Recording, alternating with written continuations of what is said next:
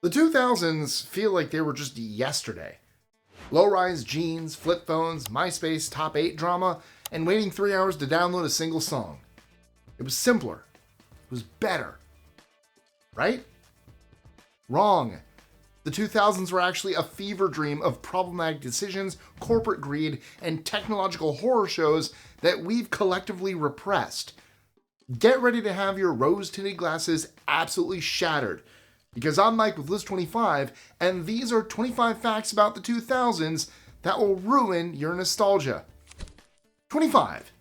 Your favorite 2000s cartoon was probably canceled for dark reasons.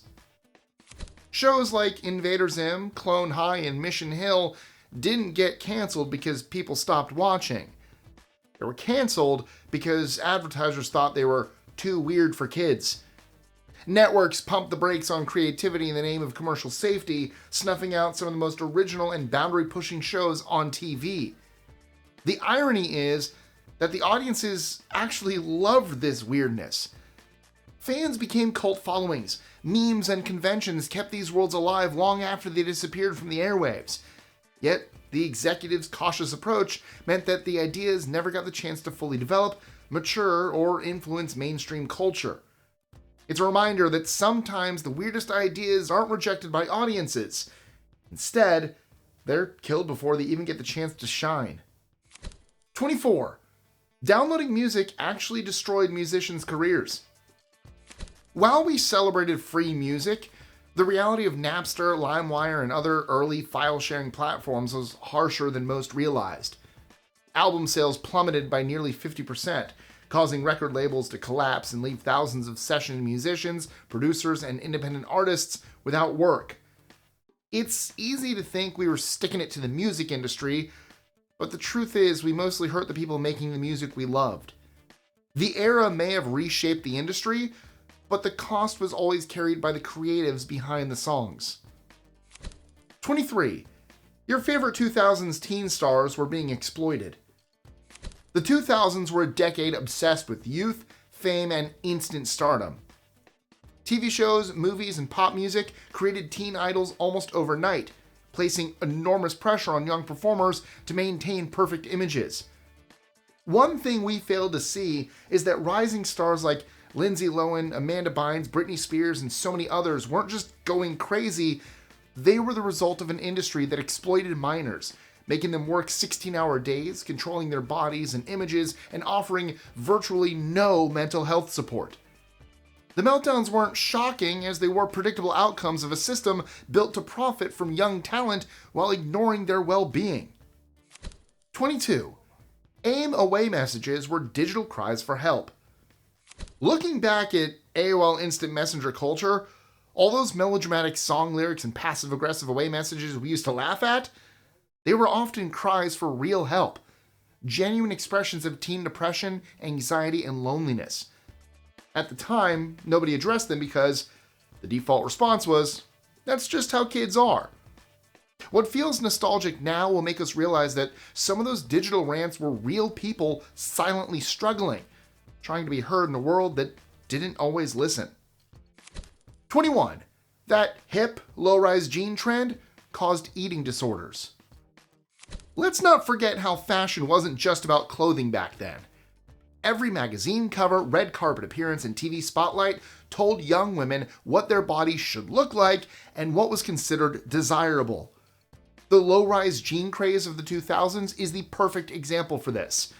It was like a cultural pressure cooker. Magazines obsessed over celebrity hip bones, and the industry glorified a body type that fewer than 2% of people could actually achieve. Unsurprisingly, eating disorder diagnoses among teen girls spiked as a result. What looked like a style trend on the outside was quietly setting impossible standards for the younger generations, ultimately turning everyday fashion into a dangerous blueprint for self-image struggles. 20. Your favorite 2000s games were made with crunch culture. Think back to games like Halo 2, the Grand Theft Auto series, and World of Warcraft. Those epic worlds didn't just magically appear. They were forged by developers who were working 80 to 100 hours a week, month after month. As expected, the pressure was mounting. Faced with constant deadlines, impossible expectations, and the stress of producing massive, high-stakes projects that could make or break careers. As expected, divorces, health collapses, and burnout became so common that they were considered normal in the industry. So every hour you spent lost in those worlds was actually built on someone else's extreme sacrifice. Your nostalgia? It came at a very real human cost. 19. The punk rock scene was largely manufactured. Most of the pop punk and emo bands that defined 2000s alternative culture weren't exactly spontaneous outcasts or underground rebels, but the exact opposite. Many of them were carefully manufactured by major labels, designed to cash in on teen angst and the promise of emotional authenticity. These bands were focus grouped, styled, and produced to hit the exact notes that would resonate with teens. The heartbreak, the rebellion, the outsider energy were all packaged for mass consumption. The music sounded raw and genuine, but behind the scenes it was often strategically engineered to sell records, merchandise, and concert tickets. So while we thought we were connecting with rebellious, authentic voices, a lot of that emotion was actually curated by corporate strategy, which crafted rebellion as a product, not a lifestyle. 18. Reality TV made humiliation entertainment. Reality shows like American Idol, The Swan, The Biggest Loser, and Fear Factor didn't just entertain, they also turned public humiliation into a spectacle. Contestants were ridiculed for their looks, weight, or personal struggles. Every tear, stumble, or personal confession was packaged for maximum audience reaction, and the cameras never stopped rolling. We weren't just watching competition, we were watching people cry for our amusement. What looked harmless on the surface was really a carefully constructed system that monetized embarrassment, teaching a bad lesson for the younger generation that pain and humiliation could be fun to watch. 17. Paris Hilton and Nicole Richie were making fun of poor people. Reality TV in the 2000s often blurred the line between entertainment and cruelty, and The Simple Life is a perfect example. The show was supposed to be about two socialites having fun, but it was actually just class cruelty packaged as comedy. In the show, Paris Hilton and Nicole Richie spent seasons mocking everyday Americans who were working hard to make ends meet. The hardest pill to swallow is realizing that we actually laughed as people struggled through minimum wage jobs while the heiresses acted like their hardships were absurd. Behind the jokes, it was purely built on real-life struggle, turning someone else's labor and stress into our amusement. Looking back, it's not hard to see the entertainment exploitation of social inequality for laughs and how much of our childhood core memories come with a complicated, uncomfortable cost. 16. Pimp My Ride cars broke down almost immediately. Shows like Pimp My Ride made it look like contestants were getting the ultimate car glow-up, but the reality was very different. Former participants revealed that many of the flashy transformations were largely non-functional. A lot of the over-the-top additions were removed after filming, and some cars broke down within weeks. The show was essentially staged content, leaving some contestants with vehicles that were actually worse than before. 15. The War on Terror created normalized surveillance. The Patriot Act, passed in 2001, not only responded to terrorism, but also laid the groundwork for mass surveillance that continues to this day. The 2000s quietly normalized the idea that privacy could be traded for safety, teaching the public to accept monitoring as part of everyday life. Expanded government powers to monitor communications, access personal records, and track financial transactions without traditional warrants became normal. Phone calls, emails, and internet activity could be collected in mass, and companies were often required to cooperate with federal agencies. Suddenly, all the data that once felt private became accessible. That shift didn't just benefit governments. It also created the infrastructure that corporations now use to harvest our data, track our habits, and shape the digital world around us. What started as a response to fear ultimately reshaped how we live, work, and think about personal privacy, and we're still feeling the effects today. 14. Don't ask, don't tell was still policy. Until 2011, LGBTQ plus service members could be kicked out of the military just for being themselves. During the 2000s, over 13,000 people were discharged simply for being gay. Discrimination was so evident back then that it wasn't just the military. Same-sex marriage was also still illegal nationwide, and homophobic slurs were thrown around casually in everyday life. The decade made it painfully clear that being a member of the LGBTQ+ community came with serious social and legal consequences, so they had to fight just to exist openly. 13. Those Ed Hardy and Von Dutch trends were culturally appropriative. The tattoo-inspired fashion craze of the 2000s was definitely a cultural appropriation packaged as edgy. These designs were borrowed from Japanese, Polynesian, and Native American traditions, and they were stripped of their meaning just to be sold to suburban teenagers as a fashion statement. What looked cool on hoodies, tees, and temporary tattoos often came at the cost of erasing centuries of cultural significance, so this supposedly sacred art became a fleeting trend just for the sake of profit. 12. We made fun of mental illness constantly. Back in the 2000s, words like crazy, psycho, bipolar, and OCD were tossed around casually, almost like they were jokes instead of serious mental health terms. Celebrity meltdowns became must-see tabloid entertainment. Figures like Britney Spears, Christina Aguilera, Mandy Moore, and Nicole Richie were mocked for their public struggles, emotional outbursts, or personal crises. What we didn't see at the time was what was really happening behind the cameras. Fame often came with insane pressure, such as grueling schedules, invasive paparazzi, relentless public scrutiny, and industry exploitation. These weren't just bad choices or over-the-top behavior, they were real mental health crises created and amplified by the system around them. Looking back, it's painful to realize how much we normalized mocking people while they were literally struggling to survive in the spotlight. 11. Early social media enabled unprecedented bullying. Back in the early days of MySpace, Facebook, and AIM, bullies suddenly had round-the-clock access to their targets. Cyberbullying became extremely relentless, inescapable, and sometimes deadly. In fact, rates linked to online harassment started to rise, but the platform still offered zero moderation. The internet was the Wild West back then, and vulnerable teenagers were the ones paying the price. There were no rules, no safeguards, just endless screens amplifying cruelty, and we were all figuring out painfully what that meant.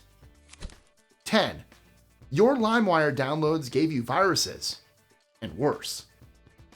Going back to the chaos of Napster, Limewire, Kazaa, and other peer-to-peer networks of the early 2000s, at first it all seemed harmless. Just a harmless way to get free music and swap files with friends. But behind the downloads lurked a much darker side. Beyond the obvious malware that could wreck your computer, many mislabeled files also contained illegal or disturbing content hidden under the guise of your favorite songs.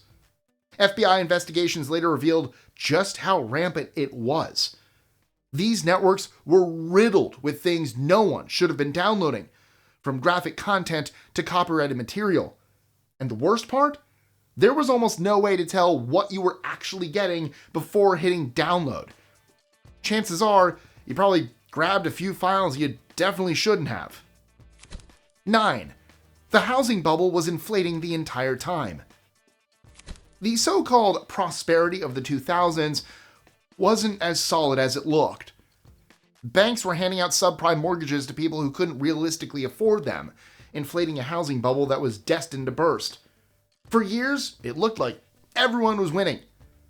Home values were soaring and wealth seemed endless. But it was all borrowed. When the bubble finally popped in 2008, the consequences were so catastrophic that the crash wiped out $16 trillion in American net worth, destroyed countless savings, and triggered a global financial crisis. What felt like economic success for a decade was, in reality, just a house of cards waiting for the complete fallout. 8. Girls Gone Wild was predatory and often illegal. The infamous franchise marketed itself as a carefree party culture, a place for fun, excitement, and reckless college nights. But behind the flashy ads and social media hype, women, who are sometimes underage and frequently intoxicated, were pressured into signing releases they legally couldn't consent to.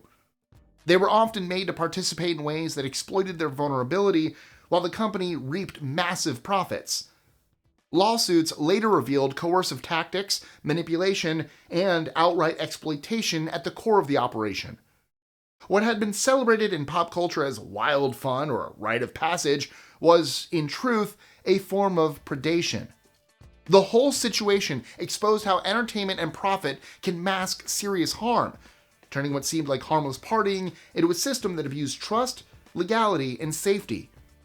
Exploitation really does wear a friendly face often. 7. Those Happy Meal toys were often made by children. Remember those cheap plastic toys in your 2000s Happy Meals? Behind the fun and nostalgia, the reality was grim. Many of McDonald's toys and other fast food giveaways were manufactured in overseas factories that employed child labor. That means some of the toys you played with were assembled by kids younger than you were, working long hours for tiny pay in conditions far from safe. The contrast is jarring. The happiness we felt tearing open that cardboard box came at someone else's expense. 6. Ringtone scams cost Americans billions. Remember those annoying text jams to 555-555 ads that popped up during every commercial break? They were subscription scams, and teens who texted in would get charged $9.99 a month until they figured out how to cancel, which often took months. The mobile content industry raked in over $5 billion exploiting this loophole, preying on teenagers' curiosity and naivete. What seemed like harmless fun or a way to get a ringtone or wallpaper was actually a massive money-making scheme, and for generations of kids, it was one of the first lessons in how easily we can be tricked by clever marketing. 5. Abu Ghraib defined the decade's dark side. In 2004, shocking photos surfaced showing American soldiers torturing Iraqi prisoners. The images spread online, sparking global outrage and forcing the world, and the US public, to confront war crimes committed in our name. What makes it ironic is that the early 2000s were saturated with patriotic messaging, with flags on porches, support our troop magnets on cars, and constant rhetoric about freedom and justice.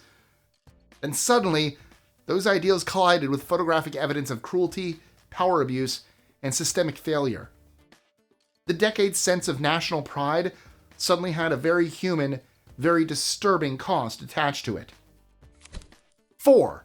The extreme food trend gave people heart disease. Supersizing, bacon on everything, the rise of the fourth meal and competitive eating contests were the trends back then.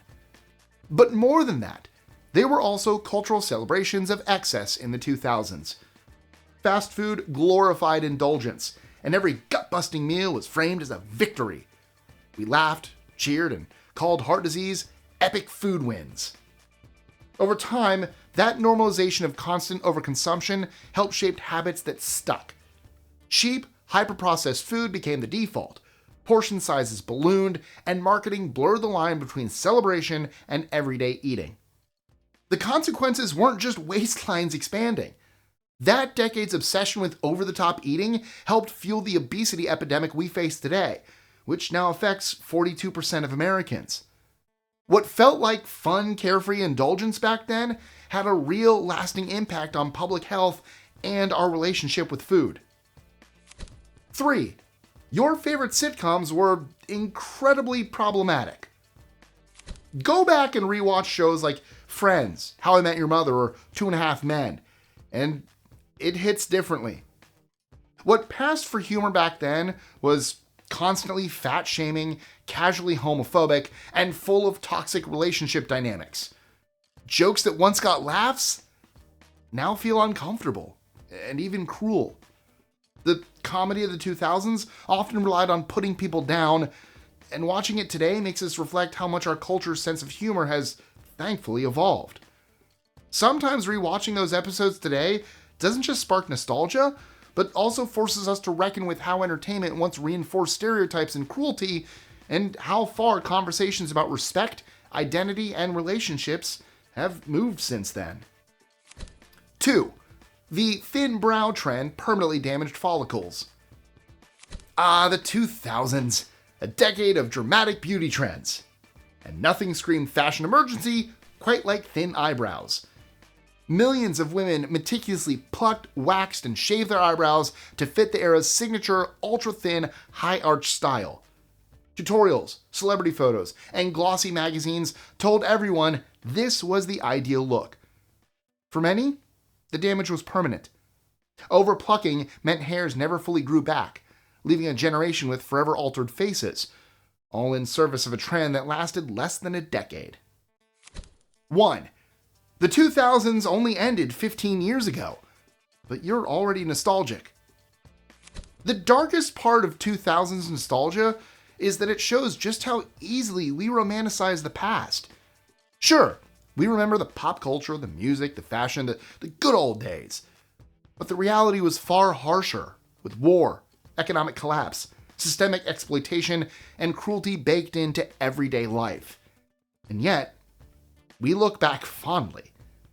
If we're already glossing over those very real hardships of the 2000s, it makes you wonder, how will we remember today? What we're living through right now might one day be filtered through nostalgia's soft lens. It's true that memory can be selective, forgiving, and even misleading, and that the past often looks sweeter than it ever really was. Well, sorry for ruining your childhood, but honestly, it needed to be said.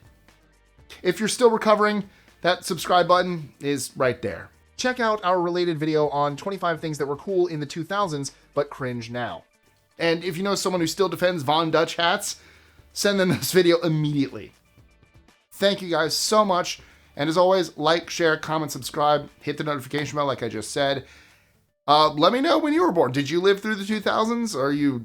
How old were you during the 2000s? Were you born yet? We don't get a lot of young viewers. So just let me know in the comments below, and I'll catch you later. See ya.